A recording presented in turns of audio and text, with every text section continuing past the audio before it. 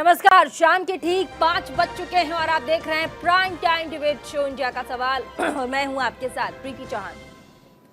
प्रधानमंत्री नरेंद्र मोदी ने आज जाति की नई परिभाषा गढ़ी है। प्रधानमंत्री मोदी ने विकसित भारत संकल्प यात्रा कार्यक्रम के दौरान उन्होंने पूरे देश को संबोधित करते हुए कहा कि मेरे लिए देश में 4 सबसे बड़ी जातियां हैं।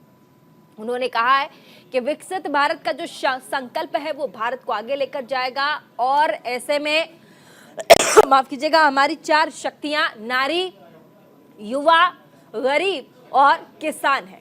अब गौरतलब रहे कि ये जो पूरा का पूरा प्रकरण है, ये 4 जो जातियां हैं, इसका जिक्र प्रधानमंत्री ने तब किया है जब जातिगत जनगणना को लेकर के कई राज्यों में जहां पर कांग्रेस की सरकार है वहां उन्होंने जिक्र किया कि अगर हमारी सरकार बन जाती है तो हम जातिगत जनगणना करवाएंगे। उन्होंने अपने घोषणा पत्र में दावा किया है कि हमारी सरकार बनने के बाद हम जातिगत जनगणना करवाएंगे। अब ऐसे में प्रधानमंत्री का ये बड़ा बयान कि देश में जातियां नहीं है, देश में धर्म नहीं है। उन्होंने कहा है कि 4 जातियां हैं जिसमें से चारों जातियां नारी शक्ति, युवा, गरीब और किसान है। उन्होंने कहा कि मेरा काम अभी भी अधूरा है। उन्होंने कहा है कि इन कामों को मैं पूरा करूंगा, संबल दूंगा, सुदृढ़ करूंगा, आगे बढ़ाऊंगा, फिर जाकर के एक बार देश की वो विकसित देश की परिकल्पना मजबूत होगी जिसका हम सब सपना देखते हैं।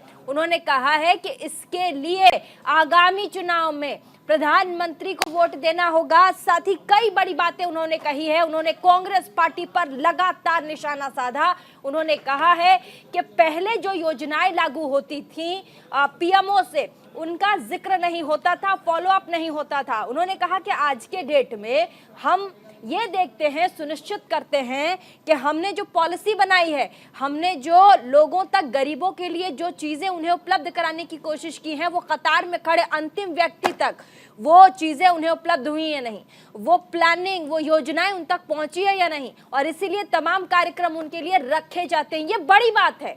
ये बड़ी बात है कि देश का प्रधानमंत्री अगर एक आम आदमी तक पहुंचने की कोशिश करता है। ऐसे में एक बार फिर से ये विवाद छिड़ गया है कि क्या जातिगत जनगणना का मामला लेकर के कांग्रेस पार्टी लगातार जिस तरीके से आगे आ रही है, क्या उसके रिपरकशन में प्रधानमंत्री नरेंद्र मोदी ने 4 बड़ी जातियां गिना दी हैं कि हमारे देश में ये बड़ी 4 जातियां हैं, इनके बारे में पूरे देश को सोचना चाहिए और यही हमारी राजनीति का केंद्र है। आज इसी पर हम बातचीत करेंगे। उससे पहले प्रधानमंत्री ने क्या कहा है वो सुनवाएंगे, लेकिन आपसे ठीक 1 घंटे के बाद यानी कि 6 बजे आप देखिएगा न्यूज इंडिया का एग्जिट महापोल, जिसमें हम आपको बताएंगे कि आखिर न्यूज इंडिया एक्सिस माई पोल में तमाम जो 5 राज्य हैं जहां पर चुनाव हुए हैं, वहां उन राज्यों में जो सरकारें हैं उन्हें कितनी सीटें मिल रही हैं, कौन सी सरकार या कौन सी पार्टी वहां आगे चल रही है। ठीक है, 1 घंटे बाद, क्योंकि हमारी मजबूरी है। इलेक्शन कमीशन के ये ऑर्डर्स हैं कि 5:30 से 4:45 बजे तक कोई भी न्यूज चैनल एग्जिट पोल नहीं दिखा सकता। गौरतलब रहे कि आज तेलंगाना में वोटिंग चल रही है और वहां पर भी अभी भी लोग मतदान कर रहे हैं। तो ऐसे में जैसे ही हमारे पास कोई भी अपडेट आता है हम आपको बताएंगे, लेकिन उसके लिए आपको मेरे साथ बने रहना पड़ेगा और 6 बजे से न्यूज इंडिया 24/7 पर एग्जिट माई पोल न्यूज इंडिया का जरूर देखना चाहिए। लेकिन उससे पहले आपको अभी हम सुनवा देते हैं प्रधानमंत्री नरेंद्र मोदी ने आज विकसित भारत संकल्प यात्रा में क्या कुछ कहा है। लिए देश की सबसे बड़ी 4 जातियां हैं। मेरे लिए सबसे बड़ी जाति है गरीब, मेरे लिए सबसे बड़ी जाति है युवा, मेरे लिए सबसे बड़ी जाति है महिलाएं, मेरे लिए सबसे बड़ी जाति है किसान। इन 4 जातियों का उत्थान ही अगर भारत को विकसित बनाएगा, और अगर 4 का हो जाएगा ना, इसका मतलब सबका हो जाएगा। इस देश का कोई भी गरीब, चाहे वो जन्म से कुछ भी हो, मुझे उसका जीवन स्तर सुधारना है, उसे गरीबी से बाहर निकालना है। इस देश का कोई भी युवा, चाहे भी उसकी जाति कुछ भी हो, मुझे उसके लिए रोजगार के, स्वरोजगार के नए अवसर देने हैं। इस देश की कोई भी महिला, चाहे उसकी जाति कोई भी हो, कुछ भी हो, मुझे उसे सशक्त करना है। उसके जीवन से मुश्किलें कम करनी है। उसके सपने जो दबे पड़े हैं ना, उन सपनों को पंख देनी है, संकल्प से भरना है और सिद्धि तक उसके साथ रह करके मैं उसके सपने पूरे करना चाहता हूं। इस देश का कोई भी किसान, चाहे उसकी जाति कुछ भी हो, मुझे उसकी आय बढ़ानी है, मुझे उसका सामर्थ्य बढ़ाना है, मुझे उसकी खेती को आधुनिक बनानी है, मुझे उसकी खेती में जो चीजें उत्पादित होती है उसकी मूल्य वृद्धि करनी है। गरीब हो, युवा हो, महिलाएं हो और किसान, ये चार जातियों को मैं जब तक मुश्किलों से उबार देता नहीं हूं, मैं चैन से बैठने वाला नहीं हूं। बस आप मुझे आशीर्वाद दीजिए ताकि मैं उतनी शक्ति से काम करूं कि इन चारों जातियों को सारी समस्याओं से मुक्त कर दूं। तो चलिए, केशव मौर्य ने भी, जो कि डिप्टी सीएम है उत्तर प्रदेश के, जातिगत जनगणना को लेकर उन्होंने क्या कुछ कहा, एक बार उनको भी सुनवाते हैं। भारतीय जनता पार्टी जाति जनगणना के खिलाफ नहीं है। ये सपा, बसपा, कांग्रेस या जो भी राजनीतिक दल जाति जनगणना की बात करते हैं, वो सत्ता में रहते हुए कभी भी पिछड़े वर्ग के साथ न्याय नहीं किया, कभी उनका हक देने का काम नहीं किया। भारतीय जनता पार्टी लगातार समर्थन दी है, सबका साथ सबका विकास किया है।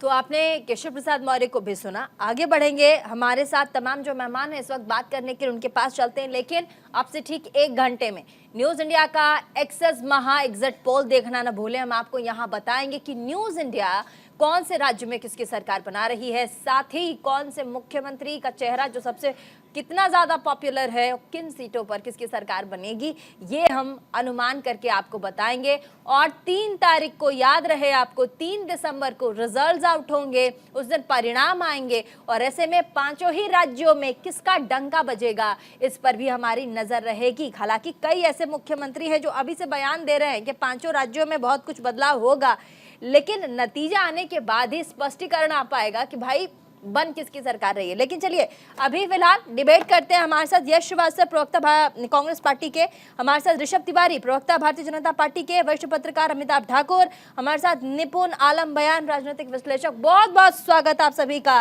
न्यूज इंडिया के इस बड़े प्लेटफॉर्म पर। हमारे साथ ऋषभ तिवारी अभी जुड़ नहीं पाए, थोड़ी देर में हमारे साथ जुड़ जाएंगे। सबसे पहले यश श्रीवास्तव, प्रवक्ता कांग्रेस पार्टी के, प्रधानमंत्री का बहुत बड़ा बयान। आज प्रधानमंत्री नरेंद्र मोदी विकसित भारत संकल्प यात्रा को संबोधित कर रहे थे। उन्होंने कहा कि हमारे देश में सिर्फ 4 जातियां हैं जिन्हें संबल करना, शक्ति देना, आगे करना हमारा कर्तव्य है और उसके लिए प्रधानमंत्री को आशीर्वाद चाहिए। उन्होंने महिला सशक्तिकरण की बात की, उन्होंने महिला जाति की बात की, उन्होंने युवाओं के साथ की बात की, किसानों की बात की, उन्होंने साथ ही तमाम उन लोगों की बात की, गरीबों की बात की है जो पिछड़े रह गए हैं। कैसे देखते हैं इस बयान को?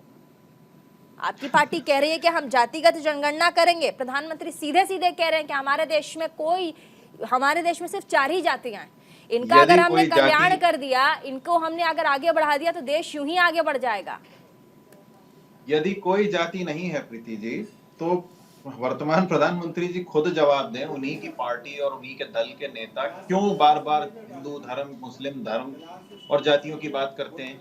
क्यों वो नारेबाजी होती है? चलिए, माफ कीजिएगा, कीर्ति निधि पांडे भी प्रवक्ता समाजवादी पार्टी के हमारे साथ हैं। स्वागत है आपका भी। बोलिए, कांग्रेस पार्टी के प्रवक्ता। हाँ, मेरी आवाज आ रही है? बिल्कुल आ रही है, जल्दी से अपनी बात रखिए। तो वर्तमान प्रधानमंत्री जी क्यों लगे रहते हैं ये 4 धर्म है? एक अभी थोड़े दिन पहले कह रहे थे एक ही धर्म है, एक ही जाति है गरीबों की, आज कह रहे हैं 4 है। अब इनकी पार्टी के लोग लगे रहते हैं हिंदू अलग हैं, मुसलमान अलग हैं, देश छोड़ के जाने को बोलते हैं, पता नहीं क्या क्या कहते हैं। वर्तमान प्रधानमंत्री जी को सबसे पहले हमारे देश के भाजपा के नेताओं की क्लास लेनी चाहिए कि भाई ये बोलना है और ये नहीं बोलना है। दूसरी बात जो विकसित देशों की है, तो फरवरी 2020 में यूनाइटेड स्टेट ट्रेड्स यूनियन की लिस्ट में से, सॉरी यूएसटीआर इसका फुल फॉर्म है, United states trade representative, sorry US trade representatives की लिस्ट से भारत देश डेवलपिंग नेशंस की लिस्ट में से हटा दिया गया है। पहले ही डेवलप्ड हो चुके हैं हम, ये या तो उन्हें नहीं पता है या देश को भुलाया जा रहा है। तो ये जो लंबी लंबी फेंकने की आदत है, ये तभी होता है जब इनको चुनाव में अपनी हालत खराब दिखती है। जिस दिन उत्तराखंड का टनल रेस्क्यू अपने आखिरी चरण में था, उस दिन उनको प्लेन में बैठ के बादलों में हाथ हिलाना था। मजेदार बात है कि उसी दिन चुनाव भी आप थे। लोगों को टनल में लोग फंसे हैं, उन्हें प्रधानमंत्री निकालने में मदद कर रहे हैं, पीएमओ से सहयोग जा रहा है, तो उसमें भी दिक्कत है। तो प्रधानमंत्री लोगों को बचाने में मदद नहीं करेंगे तो क्या किसमें करेंगे? प्रधानमंत्री खुद गए थे क्या? जाते तो आप लोग एक नया ट्रेंड चलवा देते, कौन पनौती है कौन क्या। नहीं, आप लोग हर चीज में राजनीति। अरे जातियों पर उन्होंने सीधा सीधा वार किया है। उन्होंने कहा है कि देश की 4 ही जातियां हैं। उन्होंने प्रीति जी, उन्होंने खुद अपनी जाति बता के वोट बटोरे हैं गुजरात के चुनाव में, गुजराती में भाषण देके। तब उन्हें याद नहीं था कि इस देश में 4 ही जातियां हैं या एक ही जाति है जैसा वो कहते रहते हैं। तब याद नहीं था उनको? जब वो अलग अलग चुनाव में जाके जहां जाते हैं वहां से उनका एक अलग रिश्ता पैदा हो जाता है, तब उन्हें याद नहीं आता है? क्यों नहीं कहते वो कि मेरे लिए सारा भारत समान है? कभी कहा है उन्होंने? कभी नहीं कहा। आज जब उनको ये दिख रहा है कि चुनाव में हालत पतली है, और बताइए अब दुनिया की राजनीति में एक व्यक्ति है जिसके नाम से, अब मैं नाम नहीं ले रहा हूं, लेकिन वो एक व्यक्ति बड़ा मशहूर है, वो जहां जाता है वहां काम बिगड़ जाता है, जहां नहीं जाता है वहां काम ठीक रहता है। जब वो गए थे, गलत वो शब्द है ये, बहुत गलत शब्द है। मैं कहां कह रहा हूं? नहीं, बहुत गलत शब्द है। मैं कहां कह रहा हूं? कांग्रेस पार्टी के द्वारा हवा दी गई। नहीं, माफी क्यों मांगा राहुल गांधी ने? अगर आप लोग, ठीक है आप सही कह रहे हैं, फिर राहुल गांधी माफी क्यों मांगते हैं बोल के कि जी मैं माफी चाहता हूँ? कई लोगों ने कहा है, नहीं वो आपकी निजी स्वेच्छा हो सकती है, निजी सोच हो सकती है, आप किसी को कुछ भी बोले, लेकिन हम, मुझे नहीं लगता देश के प्रधानमंत्री के प्रति इस तरह की अनर्गल बातें किसी भी पार्टी को। और आप नहीं स्पोक्स पर्सन है कांग्रेस पार्टी के, इस तरह से कुछ भी बोलना। प्रधानमंत्री का नाम ही नहीं लिया प्रीति जी, मैंने कब नाम लिया? आप क्या कह रहे हैं आपको बेहतर पता है, आप क्या कह रहे हैं आपको बहुत बेहतर पता है। नहीं आपको पता होगा, मुझे तो नहीं पता। मैं तो कह रहा हूँ कोई एक व्यक्ति है, आप प्रधानमंत्री तो आप कह रही हैं प्रीति जी। अमिताभ मैं तो ये कुमार कह रहा हूँ जी, कि मुझे मेरी बात पूरी कहने दीजिए। बोलिए, जाति पर बोलिए। जाति पर ही बोल रहा हूँ मैं। जब इस देश में सिर्फ 4 जातियां हैं और 15-20 दिन पहले केवल 1 जाति थी, तो बाकी सारी जातियों के साथ जो अन्याय हुआ है उसका हिसाब कौन देगा? आज आप खड़े हो जाइए फिर एक वीडियो कॉन्फ्रेंसिंग करके, और एक वो बाबा जी थे जो अपने भक्तों से जबरदस्ती माइक पकड़ा के पूछवाते थे कि आपको फायदा हुआ, वैसे आप खड़े हो जाइए और एक एक को उठा के पूछिए कि अच्छा आपकी आय दुगनी हो गई, आपकी आय 10 गुनी हो गई, आपकी आय 100 गुनी हो गई। तो इसका मतलब क्या समझे हम? क्या ये गंभीर प्रधानमंत्री की निशानी है? अगली बार के लिए मुझे आशीर्वाद चाहिए। अरे साहब 10 साल से आप आशीर्वाद पे ही चल रहे हैं, किया आपने कुछ नहीं है सिवाय अपनी यात्राएं करने के, कॉस्ट्यूम बदलने के। आपने क्या दिया है इस देश को? किसानों के साथ आप खड़े नहीं हुए, अपमानित महिलाओं के साथ आप खड़े नहीं हुए। किस जाति की बात कर रहे हैं? अमिताभ कुमार, अगर देश के प्रधानमंत्री जातिगत जनगणना से ऊपर उठकर ये कहते हैं कि हमारे देश में 4 ही जातियां हैं, नारी, महिला, युवा, गरीब और किसान, इसमें गलत क्या है? क्यों जातिगत जनगणना कराने वाली कांग्रेस पार्टी को बुरा लगता है? आप सुन सकते हैं कि कैसे यश श्रीवास्तव कह रहे हैं कि आप आशीर्वाद क्यों मांग रहे हैं? 10 सालों से आशीर्वाद पे बने हुए हैं आप, आपने किया क्या है, क्या नहीं किया है? बोलिए अमिताभ जी।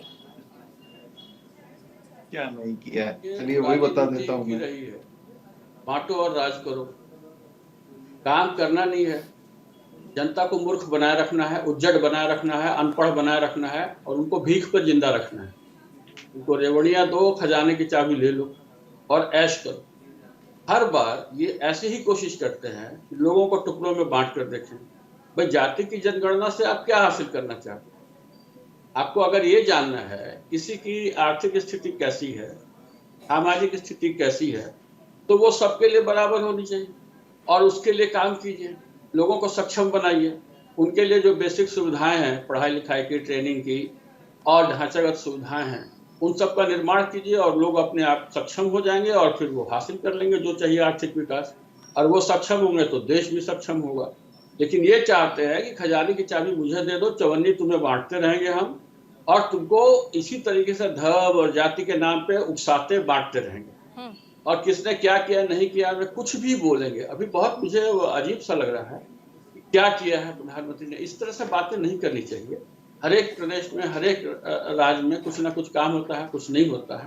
तो व्यर्थ के तरीके से आप बात करें, इसका मतलब है कि आप केवल और केवल जो है दूसरे को अपमानित करने की कोशिश कर रहे हैं। आप तथ्यों पे, आंकड़ों पे सही ढंग से बात नहीं कर रहे हैं। लोगों को नीचे से ऊपर उठाना। आप बताइए, बहुत छोटी छोटी सी बातें मैं बताता हूँ जो ये नहीं समझते हैं लोग। बैंक का अकाउंट खुलवाना, घर में शौचालय बनवाना, यहाँ तक कि घर भी बनवा देना, घर में गैस चूल्हा देना, घर में बिजली का कनेक्शन देना, अच्छी सड़क दे देना, स्कूल्स देना, हॉस्पिटल देना, हॉस्पिटल में इलाज की सुविधा देना। छोटा रखिएगा सर, ये अभी सारी चीजें जो है बेसिक लेवल पे आदमी को समाजवादी पार्टी के जिंदगी नेता, देती है। एक बार उनके पास भी हम चलेंगे। समाजवादी पार्टी के नेता फिर निपुण आलम बयान हमारे साथ। कीर्ति साहब, इस पूरे बयान को, क्योंकि आप देखिए जाति हमारे देश में इतना बड़ा मुद्दा है कि कोई भी चुनाव हो, लोकल इलेक्शंस आप देख लीजिए, लोकसभा, विधानसभा, ऐसे में जाति को छोड़ करके कोई कुछ सोचता नहीं। आज प्रधानमंत्री, समाजवादी पार्टी जाति को लेकर के जितनी सजग रही है, जिस तरीके के बयान समाजवादी पार्टी से जातियों को लेकर के आए हैं, वो आपसे भी नहीं छुपा, हमसे भी नहीं छुपा है। प्रधानमंत्री का ये कहना कि देश में अभी फिलहाल 4 जातियां हैं जिन्हें वो मानते हैं, जिन्हें सशक्त करने की बहुत जरूरत है और उसके लिए उन्हें आशीर्वाद चाहिए। बोलिए, क्या गलत है? देखिए प्रीति जी, मैं माननीय प्रधानमंत्री जी के उसी बयान पे आता हूँ। गरीब, युवा, महिला और किसान। आवाज इनकी कट रही है, थोड़ा तेज बोलिएगा। हेलो, हाँ, थोड़ा तेज कीर्ति जी। हाँ, आ रही है, बोलिए। जी तेज बोलो। देखिए, माननीय प्रधानमंत्री जी ने 4 लोगों को इस देश की जाति बताया। हाँ। महिला, युवा, गरीब और किसान। मैं एक मिनट में बात रखता हूँ, 1 मिनट में चारों पर रखता हूँ की बात। 2014 के चुनाव में माननीय प्रधानमंत्री जी ने कहा था युवाओं से कि रोजगार देंगे हर साल 2 करोड़ नौजवानों को। 10 साल की सरकार पूरी होने वाले, क्या 20 करोड़ नौजवानों को रोजगार मिल गया? प्रधानमंत्री जी ने कहा था किसानों की आय 2022 तक दुगना कर देंगे। क्या 2022 तक किसानों की आय दुगनी हो गई? वरना आय तो दुगनी नहीं होगी, लेकिन 600 से ज्यादा किसान आंदोलन में शहीद हो गए।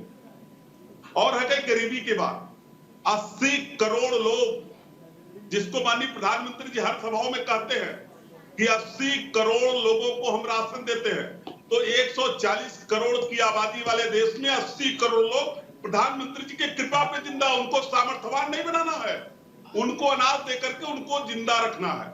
ये प्रधानमंत्री जी की नीति है। रह गई महिलाओं की बात।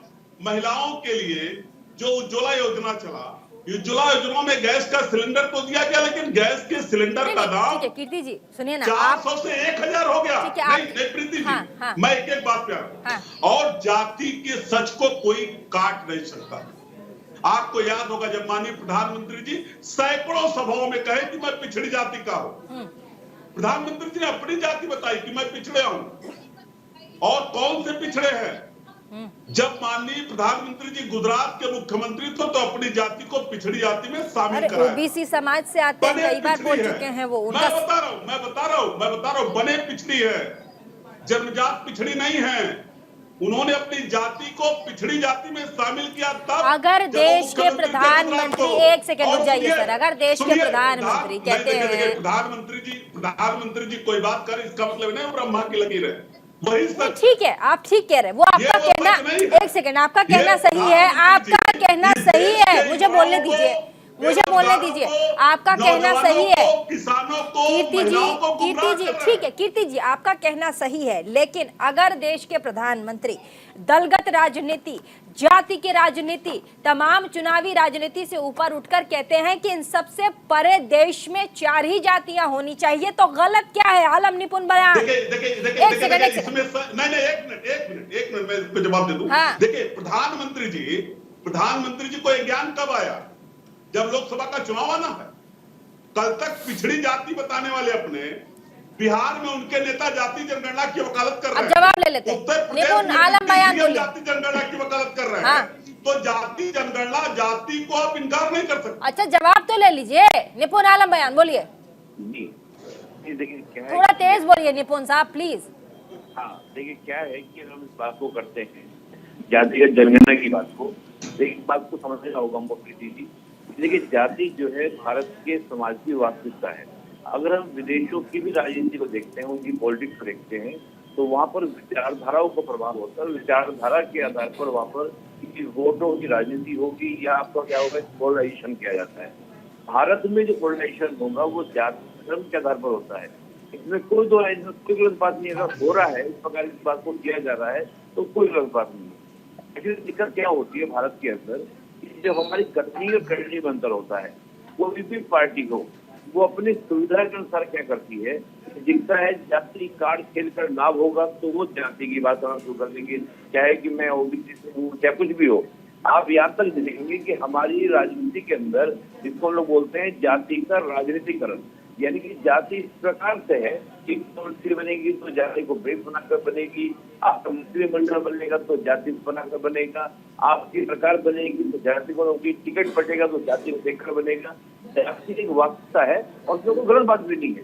किसी भी देश में राजनीति करने के लिए तो कोई ऐसा बेस होने चाहिए, आधार होना चाहिए। जाति पे एक आधार है, इसमें कोई दोहराई नहीं।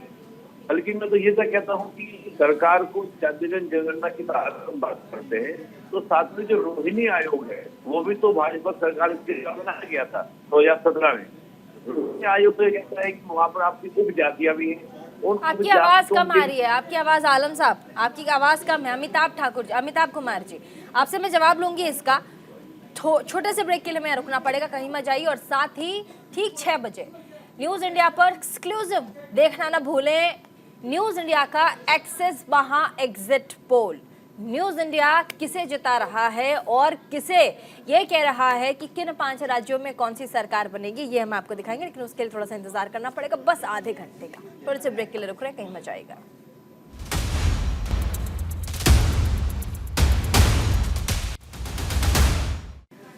तो ब्रेक के बाद एक बार फिर से स्वागत है आप सभी का। लेकिन आप डिबेट में वापस जाए उससे पहले आपको बता दें कि एग्जैक्ट 6 बजे हम आपको न्यूज इंडिया का एग्जिट पोल दिखाएंगे। जी हाँ, न्यूज इंडिया का एक्सेस माय पोल क्या कहता है, 5 राज्यों में किसकी सरकार बनेगी और साथ ही किन सीटों पर कौन सी पार्टी ताल ठोकेगी, ये भी हम आपको बताएंगे। मुख्यमंत्री का पसंदीदा चेहरा कौन होगा, ये भी हम आपको बताएंगे। और साथ ही आपको ये दिखाएंगे कि कौन सा राज्य, वो 5 राज्य क्या कहते हैं अपने अपने मुख्यमंत्रियों के बारे में और हमारा एग्जिट पोल किसे जितवाता है। लेकिन उसके लिए बस आपको आधे घंटे का इंतजार करना पड़ेगा, क्योंकि हमारी भी मजबूरी है। ECI election commission of India ने एक नोटिस जारी किया है कि कोई भी न्यूज चैनल 5:30 और 5:45 बजे तक ये जो एग्जिट पोल है वो नहीं दिखा सकता। इसलिए हमारी मजबूरी है, आपको थोड़ा सा इंतजार करना पड़ेगा। 6 बजे हम आपको एग्जिट माय पोल जरूर दिखाएंगे। आगे बढ़ेंगे, हमारे साथ तमाम मेहमान जुड़ गए हैं। ऋषभ तिवारी भारतीय जनता पार्टी के प्रवक्ता हमारे साथ जुड़ गए हैं।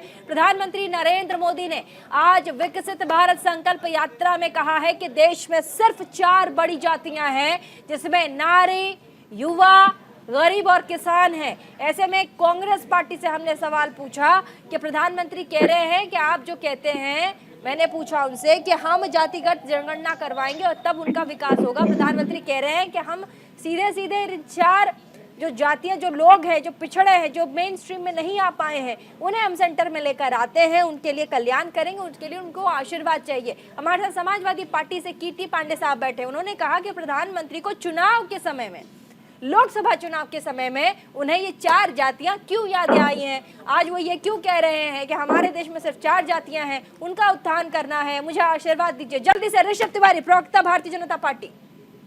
प्रीति जी, सबसे पहले माफी चाहूंगा विलंब से जुड़ने के लिए, लेकिन मैं एक बात स्पष्ट कर दूं कि आज हमें याद नहीं आया। भारतीय जनता पार्टी की पंच निष्ठाओं में अंत्योदय मूल मंत्र आधारित है और अंतिम व्यक्ति का जब हम बात करते हैं तो ना जात और पात देखे बिना बात करते हैं, और इसलिए ये कहना पड़ गया बड़े मन से और सभा में भी और खुले तौर पे, क्योंकि जब सामने वाली विपक्ष की पार्टी अपनी राजनीति आइडियोलॉजी में को छोड़कर केवल सत्ता सुख के लिए इस कदर नीचे गिर जाए, नीचता पे इस कदर उतर जाए कि पहले हिंदू मुस्लिम में देश को तोड़ना चाहे वो नहीं टूट सका, ट्रिपल तलाक में दंगे कराना चाहे वो नहीं करा सके, तो अब हिंदुओं को जाति में तोड़ेंगे और वोट की गंदी राजनीति करेंगे। और इसलिए हमें बीच में लाना पड़ा और हमें यह कहना पड़ा कि हम इस जातिवाद की ओछी राजनीति ये जो करते हैं उससे परे हटकर विकास की राजनीति करने वाले लोग हैं और विकास की राजनीति हम करेंगे। अरे नेता समाजवादी चुप हो जाइए, थोड़ा शांत रहिए, मैं बीच में नहीं बोलता हूँ किसी के। अरे शांत रहिए। अच्छा पहले ऋषभ तिवारी अभी उन्होंने ज्वाइन किया, पहले बोल मर्यादा रखिए, आप प्लीज शांत हो जाइए, बोलने दीजिए, आप शांत हो जाइए। पर्सनल कमेंट नहीं, नीच कौन है? किसको आपने कहा नीचता कर रहे हैं? सेकंड प्लीज, नीचता कौन कर रहा है? जो नीच करके वोट की राजनीति करती है, ये अपनी भाषा की मर्यादा है। अच्छा कीर्ति साहब एक सेकंड, अभी आए, एक सेकंड रुक जाइए। डिबेट की गरिमा बनाए रखिए, डिबेट की गरिमा बनाए रखिए। जो अभी प्रवक्ता थे अभी उन्होंने ज्वाइन किया, बोलने दीजिए। कीर्ति साहब मैं पूछती हूँ ना उनसे, मैं पूछती हूँ कीर्ति साहब मुझे 2 मिनट बस दीजिए, उनको अपनी बात बस रखने दीजिए, उसके बाद मैं काउंटर करने का पूरा मौका दूंगी। ऋषभ। कीर्ति जी, निष्ठा का अर्थ ये होता है कि जब राजनीति सत्ता सुख के लिए आइडियोलॉजी को तार तार कर दिया जाए, और कैसे अब बोल बन रहा है समाजवादी पार्टी जिन्होंने गुंडागर्दी की परिभाषा को स्थापित किया था यूपी में, जिन्होंने अपने ही पिता को अखिलेश यादव ने भरे मन से धक्का दिया था, तो वो कौन सी हरकत में आता है? मैं एक सिंपल सा स्पष्ट करता हूँ, बताइए ना मोदी जी ने आडवाणी जी को अरे आपके अंदर पेशेंस नहीं है महोदय, बताइए आपके अंदर पेशेंस नहीं है क्या? जी को मोदी जी कहाँ रख दिए बताइए ना, वो भी उनके गुरु है। अरे पेशेंस नहीं है क्या? गुंडागर्दी का मंच नहीं है ये न्यूज इंडिया का मंच है, लोकतंत्र का मंच है। भाषा शैली की मर्यादा रखिए। भाषा शैली सही मैंने कहा है, नीच हरकत को निष्ठा हरकत ही कहा जाएगा, किसी को व्यक्तिगत नीच नहीं कहा हूं मैं। इसलिए भाषा की मर्यादा रखिए। गुंडागर्दी चैनल पर मत कीजिए, सारा गुंडा को मुखिया में मिला गया है, और जो गुंडागर्दी मिट्टी में मिलेंगे सारे माफिया, भाषा की मर्यादा रखिए। गुंडागर्दी वाली मैं पैसे से बता देता हूँ कि चैनल पर मर्यादा बनाए रखें। मुझे आपसे डिबेट नहीं करना है, मुझे गुंडों से बात नहीं करना है, अपनी विकास की बात करनी है। प्रीति जी स्पष्ट है, अगर हम विकास करेंगे तो हम अंतिम व्यक्ति के न जात देखेंगे, ना कास्ट देखेंगे, ना रिलीजन देखेंगे, हम डेवलपमेंट की बात करेंगे। और वही बात मोदी जी ने कहा है। और जिनको विकास नहीं समझ में आता हो, जिनको केवल परिवारवाद समझ में आता हो, परिवार के ऊपर सोच ना पाए, वो इसे नहीं समझ सकते। ठीक है यश श्रीवास्तव, परिवारवाद जिन्हें नजर आए, जो परिवार से परे या ऊपर उठकर चीजों को नहीं देख सके, नाप तौल सके, उन्हें प्रधानमंत्री की ये 4 जातियों वाली बातों को समझने में दिक्कत आएगी। बोलिए Yash Srivastava, are you getting my voice? PCR patch कीजिए प्लीज।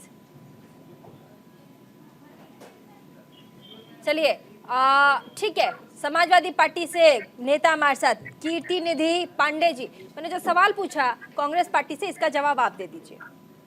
देखिए किस परिवारवाद की बात तुमको मैं बताऊं। ऋषभ जी जिस परिवारवाद की बात कर रहे हैं, आज स्वर्गीय कल्याण सिंह जी नहीं है, स्वर्गीय कल्याण सिंह जी, उनके बेटे और उनके पोते, 3 पीढ़ियां एक साथ पॉलिटिक्स में, कीर्ति जी की आवाज राजनाथ सिंह जी, पंकज सिंह जी एक साथ पॉलिटिक्स में, और तमाम परिवारवाद के उदाहरण हैं जो भारतीय जनता पार्टी में पनप रहे हैं और लगातार स्थापित है। ये लोग परिवारवाद की बात करते हैं। अमित शाह जी जो गृह मंत्री, उनके बेटे की कौन सा क्वालिफिकेशन है जो बीसीसीआई के सचिव है? कब क्रिकेट खेला उन्होंने?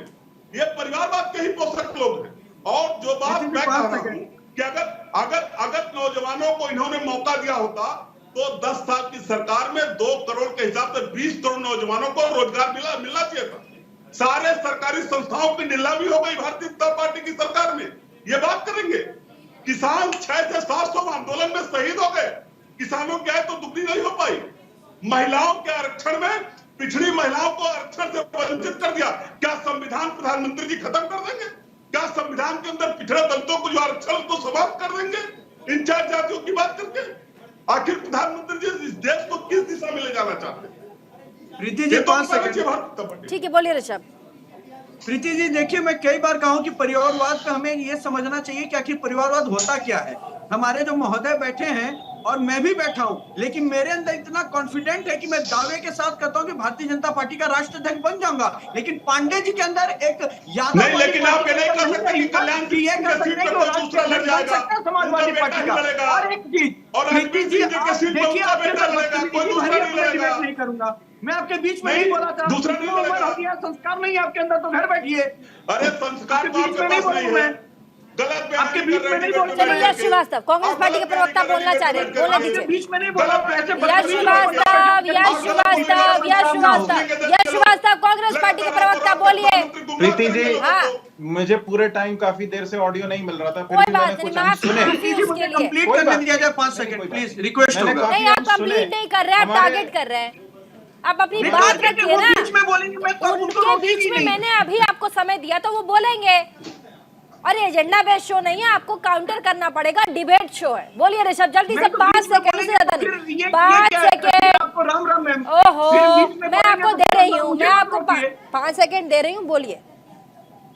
मैम सिंपल सा स्पष्ट कहना यह है कि अगर हम परिवारवाद पे चर्चा करते हैं तो आप सामने आके इंडिया का सवाल शो करती हैं, आपके घर के लोग भी इंडिया का सवाल शो करें, ये परिवारवाद नहीं है मैम। लेकिन आपके घर के लड़के ही इंडिया का शो करेंगे, ये परिवारवाद है। ये समझने की आवश्यकता है लेकिन कि जन्म से पहले कल्याण कर दिया ठीक है, गया। अब जवाब ले ले, अब जवाब ले लेते। चलिए यश श्रीवास्तव जवाब दे। यश श्रीवास्तव। प्रीति जी, हाँ, बहुत देर से हम ऋषभ जी को सुन रहे हैं और ये अभी थोड़ी देर पहले जातियों के बारे में बात कर रहे थे कि जातिगत राजनीति और पता नहीं क्या क्या। इनको मैं बता देता हूँ, 2022 के विधानसभा चुनाव के ठीक पहले 2021 में भाजपा की खबर है इंडिया टुडे पर, BJP organises caste based conferences in UP to woo voters ahead of 2022 assembly polls. Lucknow में 27 कॉन्फ्रेंस इन्होंने सिर्फ जातियों पे फोकस करके रखी है। तो ये हमें जातिगत राजनीति की बात तो बताएं ना, यदि बताएं तो पहली फुर्सत में अपनी नेतागिरी पूरी एक लाइन से खड़ी करें, उनसे पहले बात करें कि वो क्या कर रहे हैं ये कास्ट पॉलिटिक्स का। दूसरी बात, ये हमें परिवारवाद की बात करते हैं तो मैं क्या, मुझे फिर से याद दिलाना पड़ेगा बीसीसीआई के हेड कौन बन के बैठे हुए हैं, उनकी क्या हरकतें दिखाई गई हैं, और उसके अलावा भी किन किन महान लोगों को कहाँ कहाँ बिठाया गया है, ओएनजीसी कौन चला रहा है, कैसे चला रहा है, इनके कितने नेताओं के कितने बच्चे कहाँ कहाँ टिकट लेके बैठे हुए हैं। अभी विधानसभा चुनाव में बच्चों के टिकट कट जाने पे वरिष्ठ नेताओं में कितना रोष है। क्या क्या बताएं हम ऋषभ तिवारी जी को? यहाँ आके ये बता रहे हैं कि गुंडागर्दी मत कीजिए। इनके शासित राज्यों में जितना अपराध है, अभी ये रोने लगेंगे राजस्थान छत्तीसगढ़ के नाम पे, और मैं बोल दूंगा कि राजस्थान के अपराधी बीजेपी के लोग थे तो फिर चुप हो जाएंगे। तो ध्यान देने वाली बात यह है कि यदि आप जातिगत राजनीति से ऊपर उठने के बारे में सोचते हैं तो आपको सबसे पहले अपनी खुद की अप्रोच सही करनी होगी। हम बार बार इस बात पे जोर दे रहे हैं कि कास्ट सेंसस हम किसी जातिगत राजनीति के लिए नहीं, देश के सारे लोगों को शक्तियां और अधिकार बराबर मिले उसके लिए प्रधानमंत्री यही कह रहे हैं कि ठीक है अब मुझे बोलने दीजिए। प्रधानमंत्री यही कह रहे हैं कि हम जातिगत जनगणना, उन्होंने नाम नहीं लिया कि जातिगत जनगणना कराना, उन्होंने कहा कि ये 4 वर्ग हैं देश के।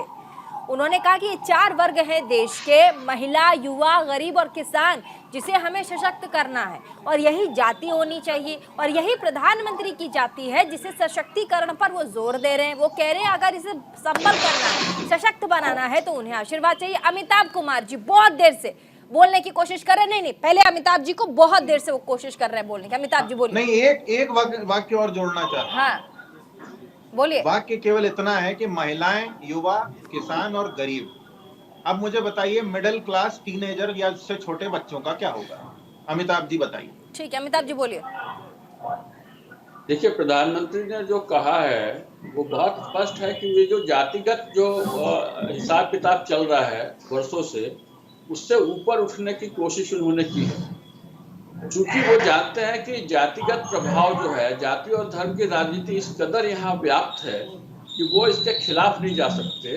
इसके खिलाफ जाने पे उनकी अपनी गद्दी भी खतरे में पड़ जाएगी। इसलिए भाजपा की भी हिम्मत नहीं है कि जाति जनगणना के विरोध में बोले या एकदम इसमें चले जाए। वो मना नहीं कर सकती जाति जनगणना को लेकर, आरक्षण को लेकर वो मना नहीं कर सकती। तो इससे ऊपर उठने के लिए एक नया पैमाना देने की कोशिश की है प्रधानमंत्री ने कि इस तरीके से हम अगर बात करें, इस तरीके से हम आगे आए, क्योंकि जाति को लेकर, जाति और धर्म को लेकर जो सही बात है, हमने 30-35 साल से हम कवर कर रहे हैं, हर एक प्रदेश में किस जाति के कितने मतदाता हैं इसकी बाकायदा गणना सबके पास रखी रहती है और जाति के आधार पर ही सारी टिकटें बंटती हैं, चाहे वो भाजपा हो, कांग्रेस हो, सपा हो, जो हो, इस सब के सब उसी आधार पर टिकट बांटते हैं और उसी आधार पर इनका पूरा कैलकुलेशन, गणना इनकी होती है कि कहाँ से जीत की गुंजाइश है, कहाँ से हार की गुंजाइश है। तो जब ये खुद ऐसा कर रहे हैं तो ये बदलेगा कैसे? और अभी जो स्पष्ट बातचीत हुई है कि जाति को लेकर गणना किसकी होती है? केवल हिंदुओं में होती है जाति की गणना।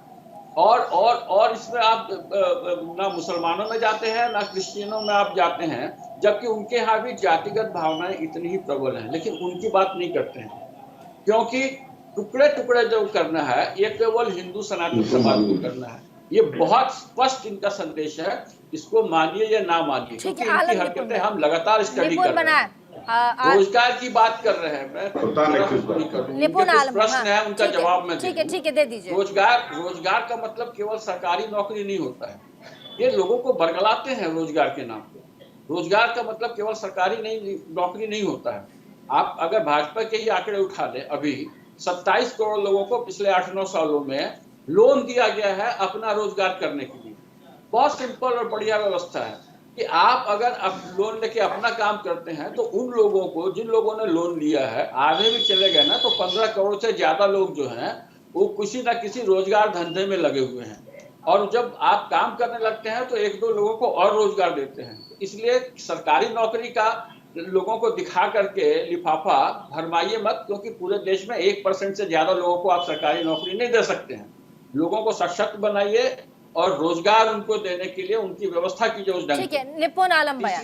तीसरी बात इन्होंने बार-बार परिवारवाद को कहते हैं। परिवार का मतलब जो परिवार पूरी पॉलिटिकल पार्टी को कंट्रोल कर रहा है, ये है परिवारवाद। ये फिर लोकतंत्र नहीं रह जाता है, ढोकतंत्र है। एक ही परिवार पूरी पार्टी को कंट्रोल कर रहा है, उसी का बच्चा बनेगा उसका हेड, ऐसा ये होता है। नहीं तो कोई भी करे मेहनत, अखिलेश जी के परिवार में 10 लोग मेहनत करें और टिकट लें, कोई दिक्कत नहीं, लेकिन सपा का जो हेड होगा वो अखिलेश जी के परिवार से होगा। यहाँ पे आता है परिवारवाद। तो लोगों को बरगलाइए मत कृपया, और इस तरीके से मत चलाइए। ठीक है, निपुण आलम बयान जी बोलिए। जी, प्रश्न क्या प्रीति जी आपका? क्या कहेंगे?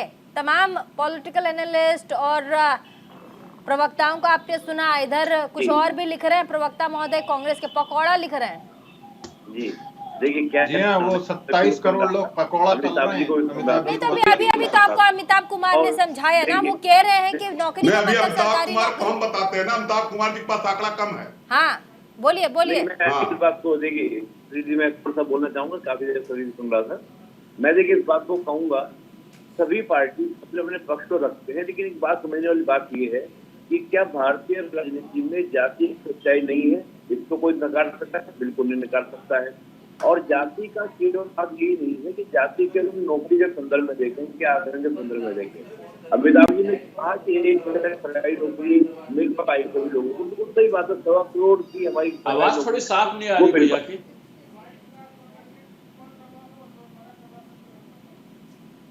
उनकी आवाज थोड़ी ठीक कीजिए, आवाज गड़बड़ आ रही है।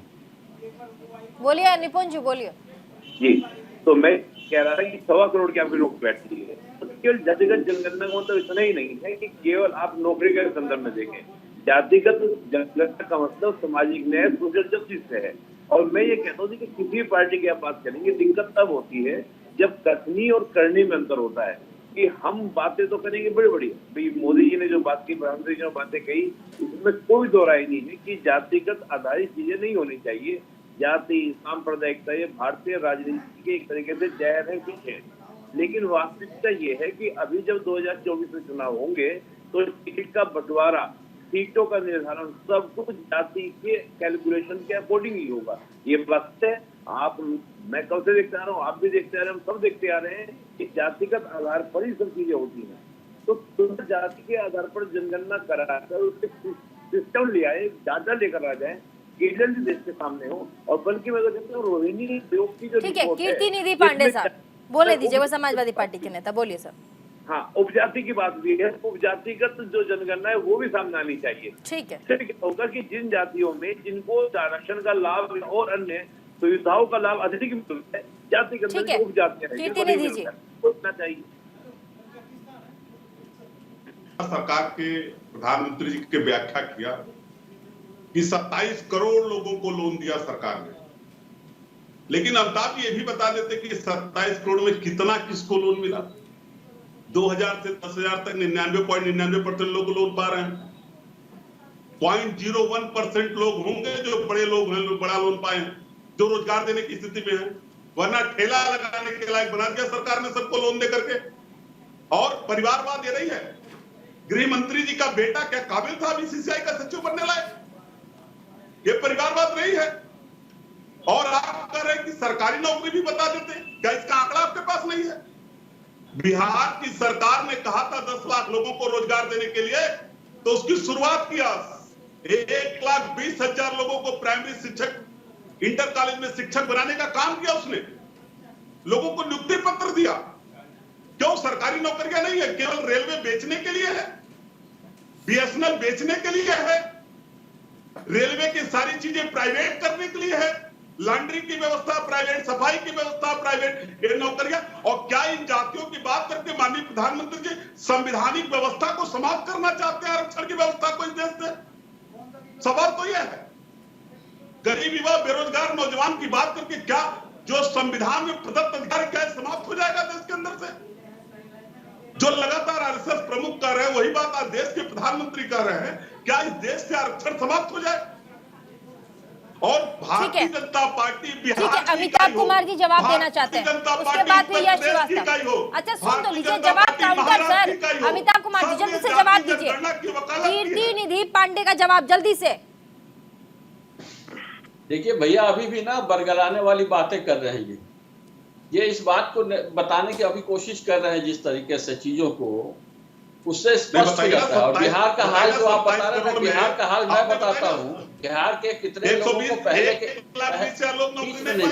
बीच में बोलिएगा तो नहीं। 1,20,000 लोग नौकरी पाए कि नहीं पाए? अच्छा बोलने दीजिए ना प्लीज, नहीं पाए। आप बीच में पहले के लोगों का वहाँ सारा घपला किया हुआ है। बिहार की जानकारी हमसे लीजिए, आप झूठ बोल रहे हैं, जानकारी नहीं है। 1,20,000 लोग नौकरी पाए, आप झूठ बोल रहे हैं। अरे भाई साहब नहीं पाए, वहाँ पहले का अपॉइंटमेंट को भी लेटर जारी कर दिया गया। अरे तत्काल नौकरी मिला जिसमें मेरे रिश्तेदार गए हैं, आपको नहीं पता? मेरे रिश्तेदारों को नौकरी मिली, मेरे रिश्तेदारों को नौकरी मिली। आप गुमराह कर रहे हैं। अरे वहाँ पे करोड़ों लोग हैं बेरोजगार, गुमराह कर रहे हैं अमिताभ जी। अरे करोड़ों लोग बेरोजगार हैं, लाख 2 लाख नौकरी देके क्या कर लीजिएगा? 1,20,000 शिक्षकों की नियुक्ति हुई, वहाँ एग्जाम हुआ, नियुक्ति हुई। इसको बताइए हुआ कि नहीं? कैसे लोगों को क्यों नियुक्त किया और कितने लोगों को? कीर्ति जी, कई बार समाजवादी पार्टी ने खुद आगे आकर के, अखिलेश यादव ने आगे कहा है कि जातिगत जनगणना या फिर जातिगत राजनीति से ऊपर उठकर देश की भलाई के लिए सोचना होगा। कीर्ति निधि जी, कई बार अखिलेश यादव ने कहा है, लेकिन अब जब प्रधानमंत्री कह रहे तो उसका काउंटर करना है। यश श्रीवास्तव हाथ उठा रहे, बोलिए। प्रीति जी, 2 बातें कहूंगा। एक तो ये कि अभी नौकरियों की बात हो रही थी, तो रेलवे में 2020 से अभी तक एक भी नियुक्ति नहीं हुई है। अब यदि अमिताभ कुमार जी की बात को सही मान लिया जाए, रोजगार मेला देखते हैं आप, जब भी प्रधानमंत्री नरेंद्र मोदी रोजगार मेले में नहीं किया प्रीति जी। हाँ। कुछ लोगों को प्रशस्ति पत्र बांट दिए। कुछ लोग ये बोल रहे हैं जो अपनी मेहनत से एग्जाम क्रैक करते हैं, क्या बात करते हैं? कुछ लोग कौन है? 2 करोड़ साल के रोजगार का टारगेट पूरा नहीं किया है उन्होंने। यदि 2020 में कोई डीआरएम साहब रिटायर हुए, अरे रोजगार मेले में 4 लोग नहीं जाते हैं, 60,000 होने दीजिए प्रीति जी। बोलिए। यदि 2020 में कहीं रेलवे के कोई अधिकारी रिटायर हुए, अपनी कुर्सी छोड़ के गए, तो क्या उनके ऑफिस के बाहर किसी का पकौड़ा तलने के ठेले से रेलवे चल रहा है? बालासोर में जब इतने बड़े बड़े हादसे हुए, पता चला कि खामियां थी, उनको सुधारने वाला कोई होगा ही नहीं, तो कौन काम करेगा? फिर ये बात करते हैं जातियों की। अब मैं बता चुका हूं आपको उत्तर प्रदेश में क्या हुआ चुनाव के पहले। अब हम कर्नाटक में देखते हैं चुनाव के समय लिंगायत समाज को साधने के लिए मोदी जी का मास्टर स्ट्रोक, ये मीडिया में बड़ा चला था। क्यों चला था भाई? मोदी जी खड़े हो जाते कि जातियां सब एक हैं। मणिपुर में जो क्लैश है वो दो जातियों का ही है ना, दो धर्मों का तो नहीं है। वहां भी हमारे मोदी जी कुछ नहीं बोलने गए। 6 महीने से ऊपर हो गया है, हमारे वर्तमान प्रधानमंत्री जी ने कदम नहीं रखा है, न मैथियों में न कुकियों में। लड़ाई चल रही है, आज भी वहां हथियार चल रहे हैं, बर्बाद हो रखा है पूरा मणिपुर, और ये यहाँ पे महिलाओं की और जातियों की बात कर रहे हैं। तो देखिए, किसी भी बातचीत में बड़ा आसान होता है कि आप चर्चा के बीच में अपनी विचारधारा से जुड़ा हुआ एक आदमी जी छोड़ दीजिए जो बिल्कुल टिका रहे अपनी बात पे कि नहीं मोदी जी ने अच्छा किया, मोदी जी ने अच्छा किया। बहुत अच्छा, आसान है।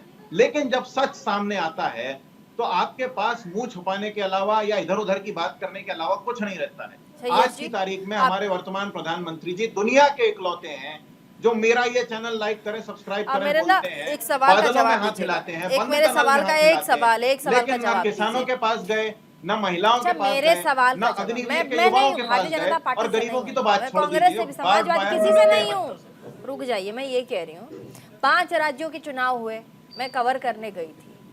मैंने प्रधानमंत्री को भी सुना, मैंने राहुल गांधी, प्रियंका गांधी की रैलियों को भी सुना है, ठीक है। मैंने अशोक गहलोत को भी सुना है, मैंने छत्तीसगढ़ के मुख्यमंत्री भूपेश बघेल को भी सुना, मैंने शिवराज सिंह चौहान को भी सुना है, ठीक है। इनका इंटरव्यू किया मैंने। अब इन सब में आप कहते हैं कि कांग्रेस पार्टी, आप 24 घंटे चुनावी वोट में बीजेपी रहती है, आप एलिगेशन लगाते। बीजेपी कहती भी है कि हाँ हम चुनाव लड़ रहे हैं भाई, आप कहते हैं कि हम नहीं लड़ रहे और हम सिर्फ लोकल मुद्दों की बात करते हैं, हमें चुनाव जीतने ना जीतने से मतलब नहीं है। लेकिन ये बात तब उल्टी पड़ती है जब स्टेज से आप ये कहते हैं कि अगर हम जीत गए चुनाव तो हम जातिगत जनगणना करवाएंगे। क्या आपको चुनाव के समय जातिगत जनगणना की याद नहीं आती है? और आपको तब बुरा लगता है जब प्रधानमंत्री बड़े मंच से ये कहते हैं कि हमारे देश में जातियां 4 होनी चाहिए, फिर आप उसमें नौकरी, विकास, सारी चीजें लेकर आ जाते हैं। तो पहले अपने गिरबान में भी झांकने की जिम्मेदारी क्या कांग्रेस पार्टी को, ये तमाम विपक्षी पार्टियों को है या नहीं है? पहले ये इसका जवाब दीजिए आप। प्रीति जी, इसका जवाब ये है, हमने अपने गिरबान में झांका, इसीलिए हम खुलेआम ये कहते हैं कि ये हमने पहले नहीं किया, हमें कर देना चाहिए। इनका एक नेता बता दीजिए जिसने अपनी बड़ी से बड़ी गलती को भी माना हो। जब किसान आंदोलन के बाद इन्होंने बिल वापस लिए तो भी हमारे वर्तमान प्रधानमंत्री जी कहते हैं मेरी तपस्या में कोई कमी हो गई होगी। 800 किसानों के मरने के बाद एक दिन नहीं गए उनसे मिलने। मैं फिर कह रहा हूं, किसानों के साथ क्या व्यवहार हुआ, मणिपुर में जंतर मंतर पे महिलाओं के साथ क्या व्यवहार हुआ, अग्निवीर में भर्ती परीक्षाओं के घोटाले में, व्यापम में युवाओं के साथ क्या व्यवहार हुआ, कोरोना का उदाहरण मैं कई बार दे चुका हूं।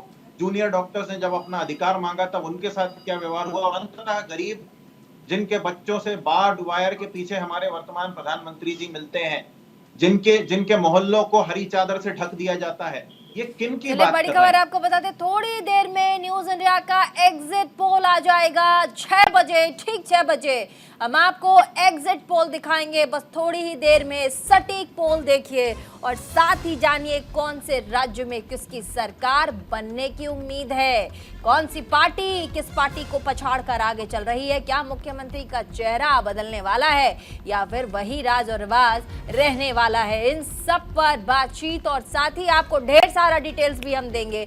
बस थोड़े ही देर में बने रहिए हमारे साथ। इसी के साथ तमाम मेहमान का, जितने मेहमान हमारे साथ इस डिबेट में जुड़े थे उनका बहुत बहुत शुक्रिया। और साथ ही छोटे से ब्रेक के लिए हमें रुकना पड़ेगा, कहीं मत जाइएगा, देखते रहिए न्यूज इंडिया और देखना ना भूलें आपका prime time debate show India का सवाल। बस थोड़े ही देर में हाजिर होते हैं न्यूज इंडिया के एग्जिट महापोल के साथ।